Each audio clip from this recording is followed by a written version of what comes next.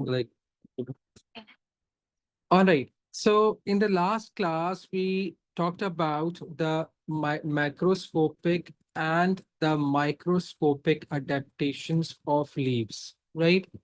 Okay, how do these leaves help or how are they basically adapted to carry out photosynthesis more efficiently? How are they adapted to absorb better light, absorb better carbon dioxide from the environment, absorb or transport, how are they basically allowing an efficient transport of water to take place? Again, all three of them are reactants for photosynthesis, right? अच्छा जी, देखो iron wash करके तो I am good. Besides, I know Pak is going to lose. तो खैर, moving on, moving on. अच्छा, it'll be a short class, okay? Don't worry. अच्छा, अब देखो, अब होता हमारे पास क्या है. Now what we'll talk about the rates of photosynthesis. Now, whenever we have to calculate the rate of anything, so how do we calculate it? How do we calculate it? We do so by dividing something by time, dividing the work done by time, right? By dividing the work done by time. अब वो जो work done है ना, इन a chemical reaction, वो सिर्फ दो चीजें हो सकती हैं. Either it can be the disappearance of the reactants or it could be the appearance of the products, right? अब उसमें से हम लोग if not accurately, हम क्या नियर एक्यूरेटली कैलकुलेट कर सकते हैं? That's the value that we divide by time to find out the rate. कहने का मकसद क्या है? कहने का मकसद क्या है, इस चीज को समझो.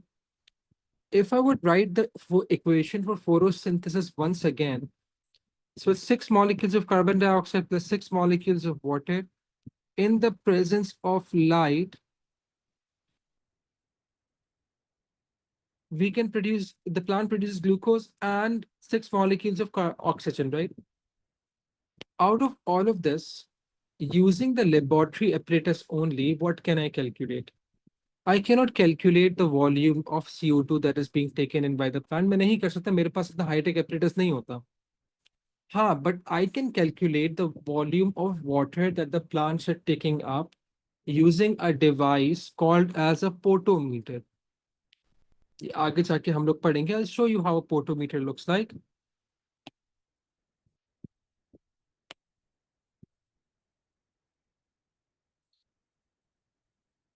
This is how a potometer looks like. ठीक है.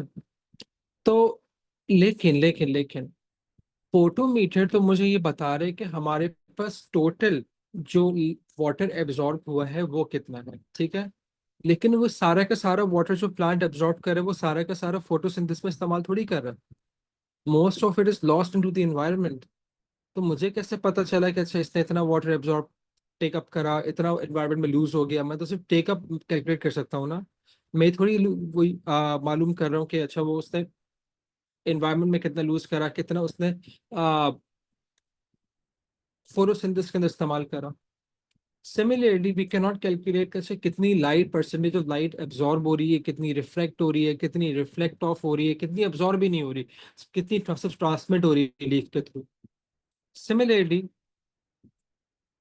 आई कैन नॉट वेरी एक्यूरेटली और even near accurately find out कि मेरे पास ग्लूकोज कितना प्रोड्यूस हो रहा है. अब अगर ग्लूकोज प्रोड्यूस हो गया तो उसमें स्टार्च में कितना कन्वर्ट हो रहा है, रेस्पिरेशन में कितना इस्तेमाल हो रहा है, वी डोंट नो. हाँ, but what I can calculate using the laboratory apparatus is the volume of oxygen. So when I'm finding out the volume of oxygen, I will divide it by the time taken for me to, collect that volume of oxygen. तो इस वजह से मेरे पास rate of photosynthesis का equation क्या बन जाता है?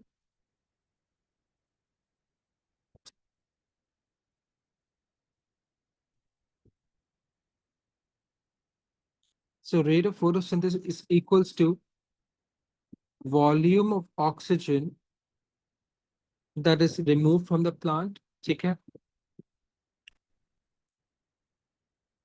प्रोड्यूस्ड या फिर कलेक्टेड, और उसके यूनिट्स क्या हो जाएंगे, centimetre cube per unit time, कितनी देर के अंदर। टाइम हम लोग मिनट्स में लेते हैं, तो रेट ऑफ फोटोसिंथेसिस के यूनिट्स क्या हो गए, सेंटीमीटर क्यूब पर मिनट। ठीक है, मुझे बताऊंगा मैं। वालेकुम अस्सलाम, अरे तुम आ गई। खैर, मुस्तफा मेरे बच्चे, आई टेल यू बच्चों। Now how are we going to do that. हम लोगों ने क्या करा, हम लोगों ने एक बीकर लिया, so we got ourselves a beaker,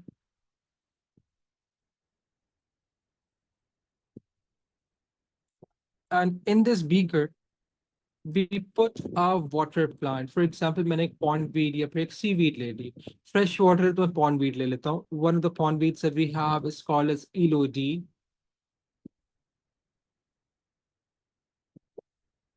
right? And I fill this whole apparatus up with water. ठीक है, अच्छा जी। Now, अब मैंने क्या करा, मैंने इसी प्लांट को एक इन्वर्टेड एक फनल लिया और उसको उस उल्टा रख दिया, right. I inverted the funnel,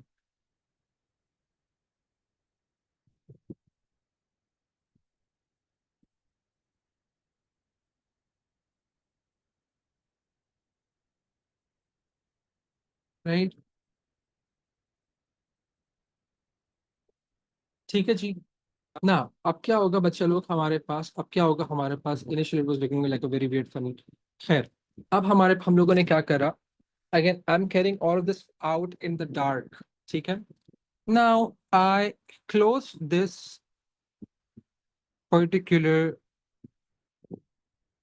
funnel with either a rubber bung or a cork, और फिर उस रबर बंग के कॉर्क के अंदर मैंने क्या करा, मैंने एक होल ड्रिल कर दिया। ठीक है, now from this hole I passed a delivery tube या फिर एक कैपिलरी ट्यूब,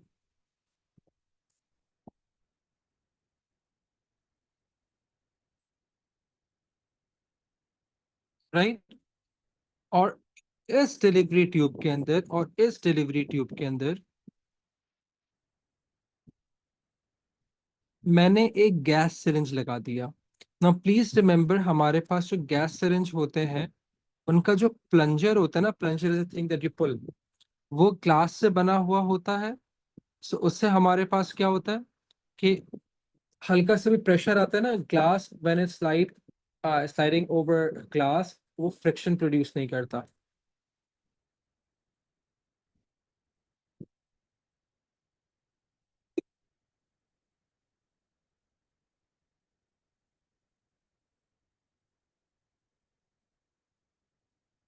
ऑलराइट,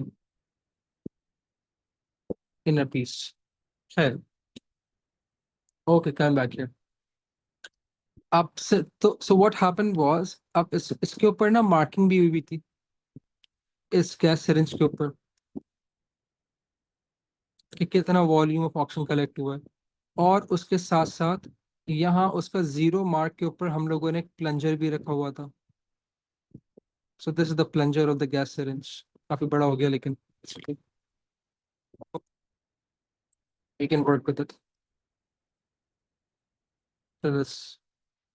मुनासिब साइज से कर देना इसको। Okay, alright. नाउ अब देख, अब क्या होगा, oxygen is an insoluble gas, it does not dissolve in water. Up whenever I'm going to shine some light onto this particular plant,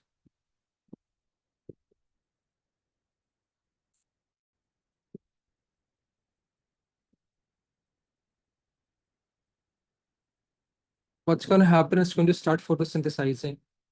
Whatever oxygen that it's going to produce through photosynthesis is going to be collected in this delivery tube. अच्छा, अब क्या हुआ, अगर हम लोग यहाँ देखें तो इसको, यहाँ से जो भी ऑक्सीजन थी वो सरफेस ऑफ द वाटर से मूव होके इस डिलीवरी ट्यूब के अंदर गई, and from this delivery tube it goes out towards the plunger, causing the plunger to be pushed back। ठीक है, causing the plunger to be pushed back, right। अच्छा, अब देख, अब जब when this plunger is pushed back,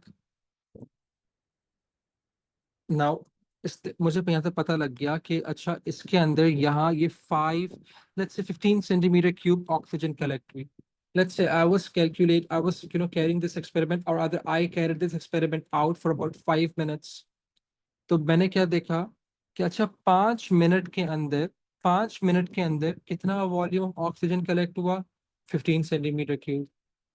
so what I did was, भाई I calculated rate of photosynthesis. मैंने कहा अच्छा इस वाले एक्सपेरिमेंट के अंदर हमारे पास 15 cm³ ऑक्सीजन कलेक्ट हुई 5 मिनट्स के अंदर. तो रेट क्या हो जाएगा? 5 1 0 5 5 3 0 15. So it's going to be 3 cm³ पर मिनट. अब इसका प्रैक्टिकल एप्लीकेशन क्या है? What happens is, in certain environments, we cannot grow vegetables क्योंकि environment allow नहीं करता. तो हम लोग ये बात कर रहे थे कि भाई इसकी प्रैक्टिकल एप्लीकेशन किधर है, कि there are some places जहाँ vegetation grow नहीं करती, and what we have to do is we have to find out the optimum conditions जिसके अंदर वो vegetation grow करे. लेकिन अब let's say कि भाई I live in a place which is very cold and I cannot directly grow vegetation out there, so I have to make artificial greenhouses. अब अगर मैं वहाँ एक artificial greenhouse बना रहा हूँ, now I have to be in a budget.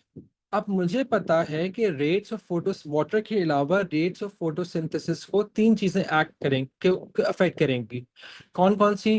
Light intensity, carbon dioxide concentration, and since photosynthesis is a biochemical process, enzymes affect करेंगे, so I need to maintain a temperature. अब मैं लगाऊं, should I invest money on my electricity bill, जो heater और what we call as आपका light की intensity बढ़ाने के अंदर, I'm going to pay, or what I'm trying to say is, okay, should I spend more money on the electricity, which would be used to a heater or keep a set temperature, or should I spend money on maintaining the intensity of light? Again, that's going to add to my electricity cost. Or should I spend more money on buying, or increasing the concentration of carbon dioxide that I can, release in the cans?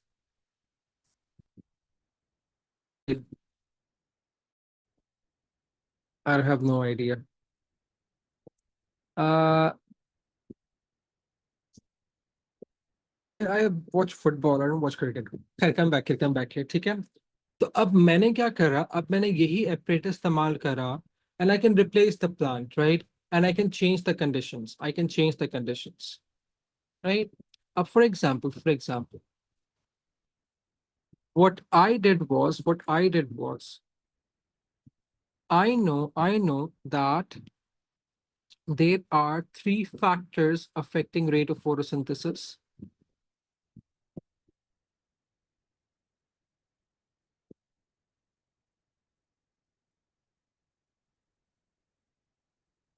कौन कौन से? Number one, light intensity, electricity. Number one, light intensity,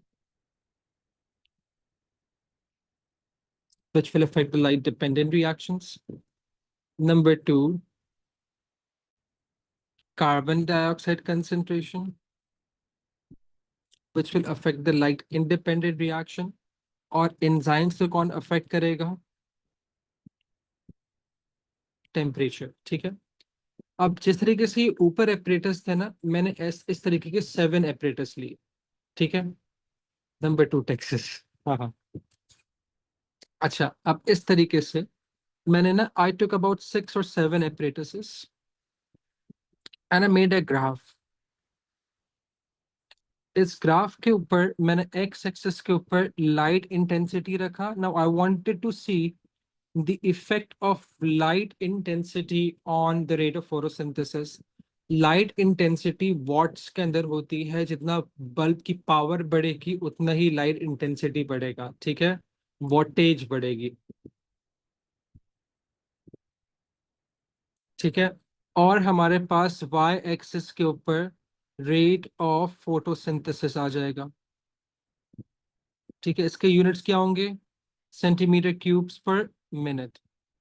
अब मैंने इसे कितने apparatus लिए? एक, दो, तीन, चार, पाँच, छह एपरेटस। चलो लेट्स टेक 7, 60 भी कर लेते हैं। ठीक है।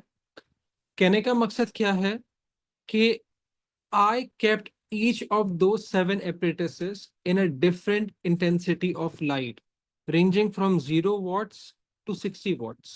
ठीक है। तो I carried out experiment 1 first.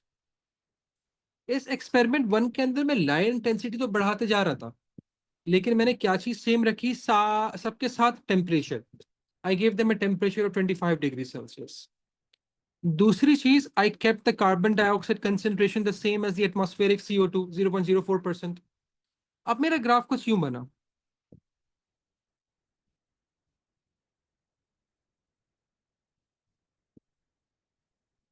Right. अब what is this graph telling me? What is this graph telling me? It's telling me कि भाई, as I would increase the light intensity from zero to कितना, 40 watts,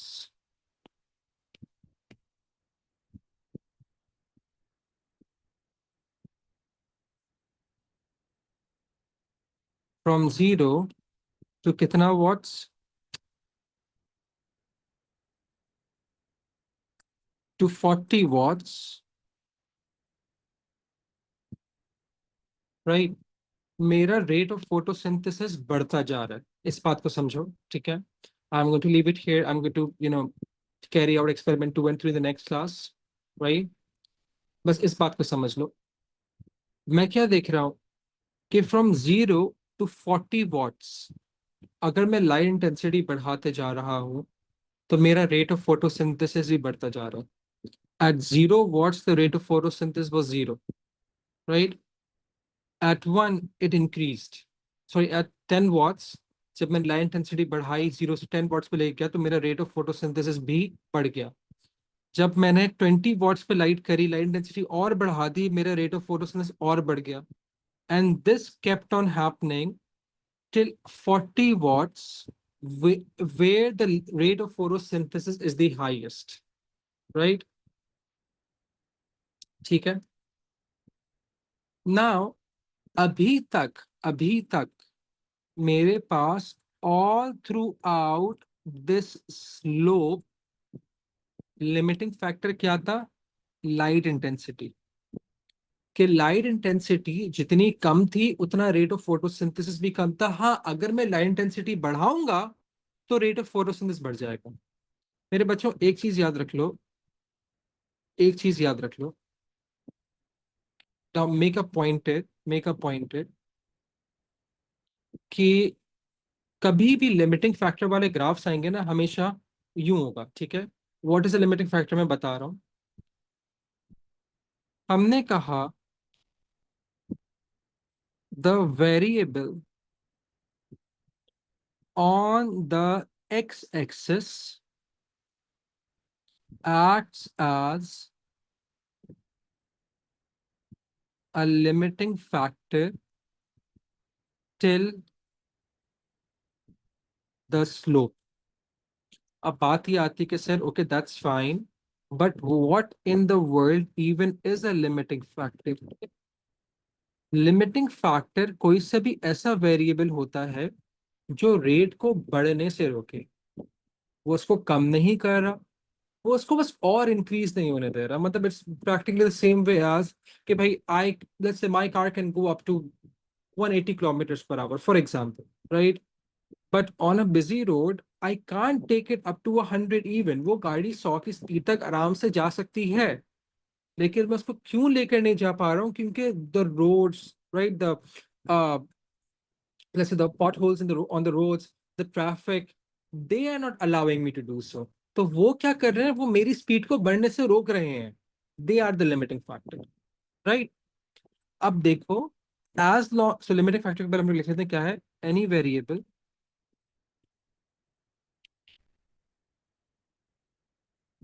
that prevents the rate from increasing, जो rate को बढ़ने से रोकता है। अब यहां देखो, अगर मेरे पास लाइट इंटेंसिटी कम थी तो लाइट डिपेंडेंट रिएक्शन नहीं हो रहे होंगे, तो मेरा रेट कम हो जाएगा, राइट। मैं जितना लाइट इंटेंसिटी बढ़ा रहा हूं तो रेट ऑफ फोटोसिंथेसिस भी बढ़ता जा रहा है।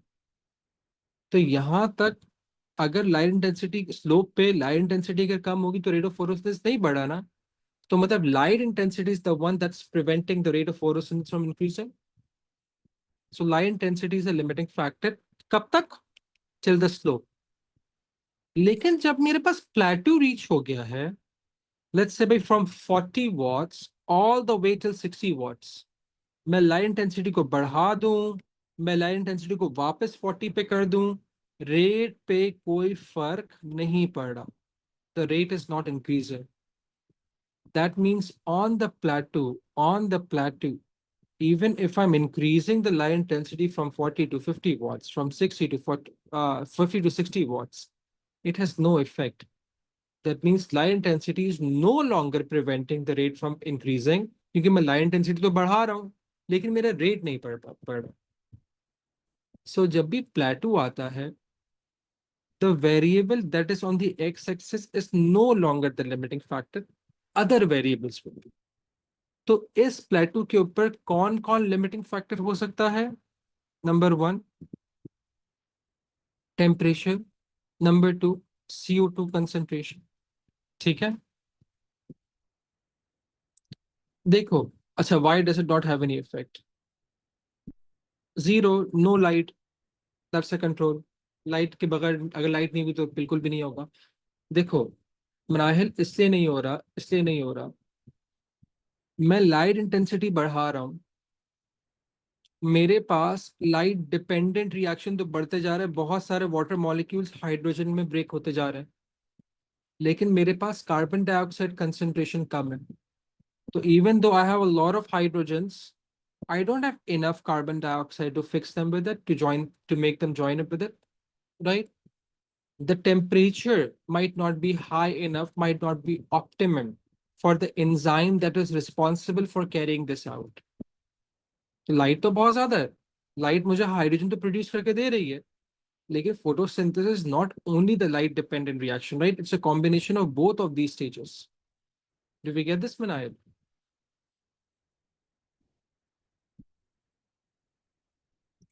ठीक है। So we'll stop here today. अगली क्लास के अंदर हम लोग इसको पूरा करके इंशाल्लाह we'll get done with the chapter. I hope you guys have a good day.